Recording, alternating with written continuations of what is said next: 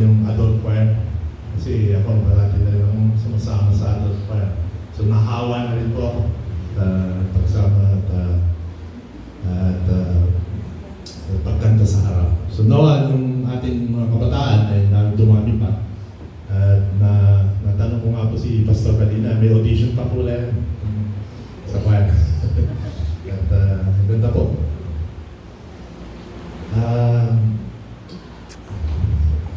Yung aking pangalawang point at medyo may silang po aking sermon, tatlo lang po yung aking punto, is to be a good steward of what God has given us. It's a matter of developing ourselves or continuously improving ourselves as a Christian. Napulot ko po ito sa Japanese word na tawag nila Kaizen. It's very popular sa mga trabaho dyan, yung mga 5S, yung all those methodologies. Kaizen is doing small steps to be able to achieve your goal. Kaizen is every day you find a way to improve yourself. One lesson that I've learned also by talking to some Japanese folks na nagtatrabaho sa Japanese company, sabi sa akin, Don-san, it's your birthday today. Yes, sabi ko. So what have you learned? Have you learned a new skill? Have you learned how to drive? Yeah, I know how to drive. Pero sabi niya, have you learned how to use the software? So sabi niya sa akin na don't need to continuously improve. Tuwing birthday mo, dapat tandaan mo may natututunan kang isang skill para na-upgrade ka. So, gawin po natin yan as a Christian. Are we upgrading o stagnant na po tayo? Ayun, so good stagnant. Parang kanina yun sa Bible study. Are we seeking ways to develop ourselves? Naghahanap ba tayo ng paraan para tayo mag-improve? O ganun na lang, tayo lang ay Sa comfort zone. nasa chat group at parating pumupuna. O parating sasabi na wala tayong panahon. Nagsasabing, wala, alam ko na yan. Well, the beauty of the Japanese folks, they're very disciplined.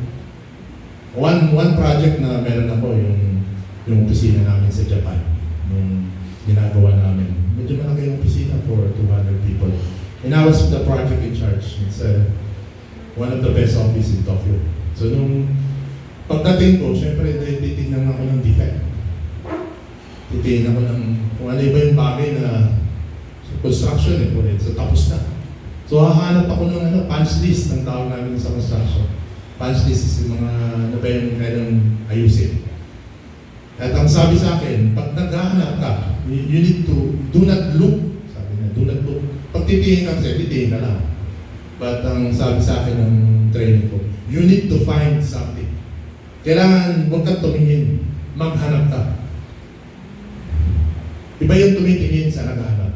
Ang tumitingin, titignan mo lang. Pero pag maghahanap ka ng kailangan ayusin. So when I was looking around, wala akong makita eh. Ang galing. Ang galing siya. They have the checklist. And may napuna ako na isang bagay. Sabi ko, merong ano dito, parang mali yung pintura.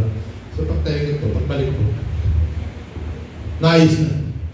Within the day. But comparing to some other countries and so, ang sinasabi na, hindi, ayusin namin yan. Ay, hindi kasama yan sa trabaho. Ay, hindi, kasi mga hindi marunong yung gumagawa. So, puro dahilan. Sabi na sa isang company, Amcor. Sabi na, kung gusto may paraan, kung ayaw, may dahilan. And kanilang motto, Amcor Island Philippines. One of the subcontractors. So, how do we continuously develop ourselves? Well, number one, I've shared is learning new skill, as learning, develop our understanding about God. Madali pa sabihin, but yung ating mga Sunday school, yung ating pong fellowship, hindi naman po lahat kailangan kailangan through face-to-face. Ngayon, may online na Ang sabi nila, sa internet, nandun daw na lahat, pero ingat lang po tayo sa fake news. Marami po yan. At, minsan yung nababasa natin, baka magkamali po tayo. So continuously improve our Christian values and continuously develop ourselves to be a good steward. At ang aking pangatlong point po is number 3 po yan. Sorry po. Globalize. Ano po ba yung globalize? Sabi na, global. Global na po tayo ngayon, digital. Or sabi nila, ano ba ang ibig sabihin ng ipagpaalam sa lahat ang kabutihan ng pagiging good steward at evangelize. Ito pa, sinihin ko po kanina kasi sabi ko, ano po ba yung pwede ko bahagi? Of course, as Christian, as good steward, gusto po natin dumami tayo. Dumami, mapuno po ang nasa taas at bili tayo na sa Panginoon. At dumami tayo dito sa pananambahan. Paano po tayo dadami at paano po tayo mag-evangelize? We welcome everyone in the church. We show our goodness as a steward. We show our integrity in managing God's resources.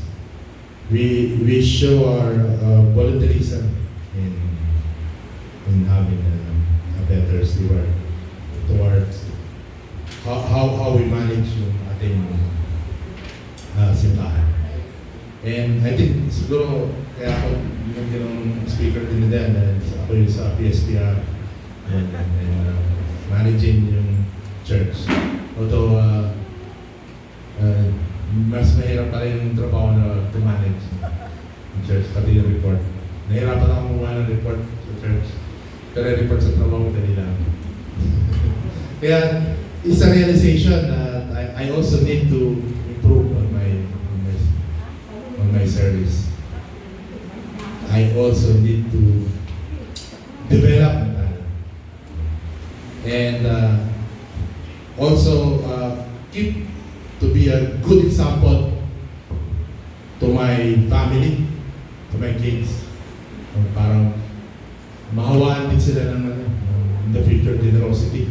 Just like what I learned from my previous church and community.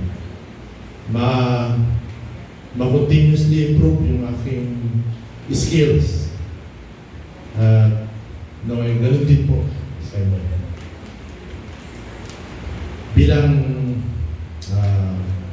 pangwakas ko I am challenging everyone on how to be a good steward of heaven and how are we going to contribute